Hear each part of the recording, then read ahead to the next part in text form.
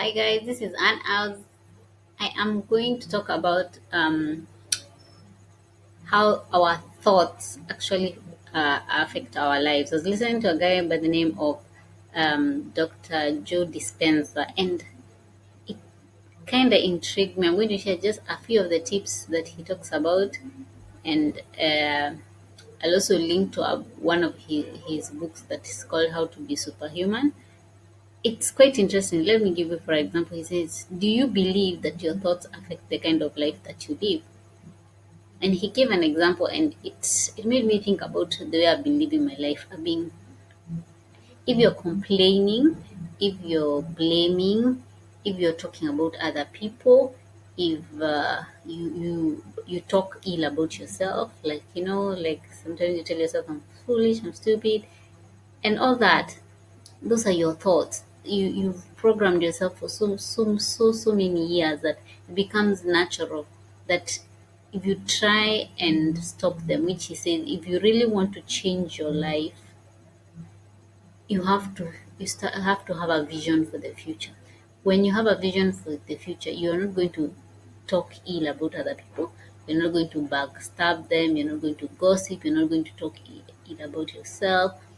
You're going to decide what it is that you want from, you have a vision for the future, and then you have to write those goals down. For example, I have noticed that I myself am that kind of person, or I talk ill about myself. I'm always, like, oh, kind of a person. What's wrong with you? Why can't you get this? I'm telling myself such a bad thing, and I've been doing it over and over and over, and then I've realized that's what I have been doing. I've been talking ill about myself until you're like, why am I doing that? Every time. So I'm being now more conscious. So when you become more conscious about what your thoughts are, you're not in a program, because you do it for so long, it becomes like a program, it becomes like a habit. You can when you try and realize, oh my god, this is what I'm doing, that's why my life is not progressing. My life has not progressed because I'm always ill talking about other people. So I'm living in the past, because talking about other people, you're concentrating on your fears instead of concentrating on what you want. You're concentrating on your fears. So obviously, if you concentrate on your fears, what you focus on more is what it expands, it becomes more. So if you're always focusing on, oh, my parents did this to me when I was young, so that's all that's running through your mind. Then he talks about when someone, one example that I think that affects me as well is someone does something to you and then you get annoyed. You've given that other person power over how you react to your life. Your life is not supposed to be that. That's why you see people who they can't let go of things even after years and years, because a particular person did this and this to me. For example, in the business I have, excuse me, in the business I have been doing massage, I get so many men calling. They want extras, meaning they want sex here where I'm in Malindi. They want sex. So I'm like, what is happening? I got so annoyed, then I realized, you know what, that is what I'm going to get more. And it's true. And they keep calling and calling and calling and calling. So I decided, let me have an open mind. Once one asks for a massage, I'm going to go with the intention that he really wants a massage. He doesn't want anything else. So that's what I did. I went there. Obviously those back, the thoughts keep coming back to you, like, this one, I mean, in already I had type of a kind of man I know who like that kind of service. Then I realized I'm not even, I end up not getting even the people who are actually genuinely interested in my services, and who are genuine people, and they want the help, they want to relax, they want to get rid of their tensions, and because of their stressful lives.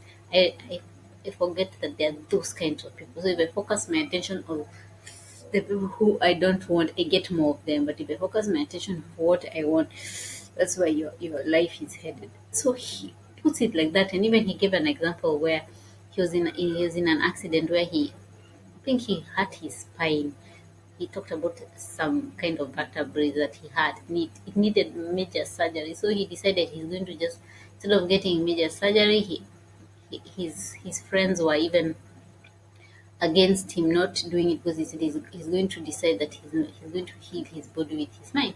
Yet, for the method he's talking about, it's a bit on the advanced side. But just for us, the normal, or yeah, the normal people, the everyday people who are not into that level, we have not been trained by him how to go to that level where you can even heal your body, which he's taught people and they have healed themselves, and how you can even visualize your what you call it, your day in advance of how you want it to go. You just visualize it in your mind, you write it down, and then the following day you see what happens. I tried it and I'm telling you, it's amazing.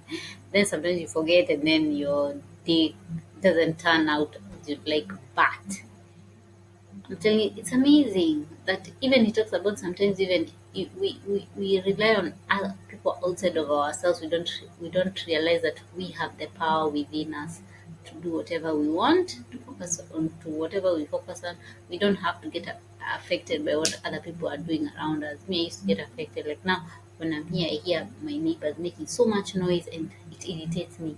Why am I getting irritated by something another person is doing? Yeah?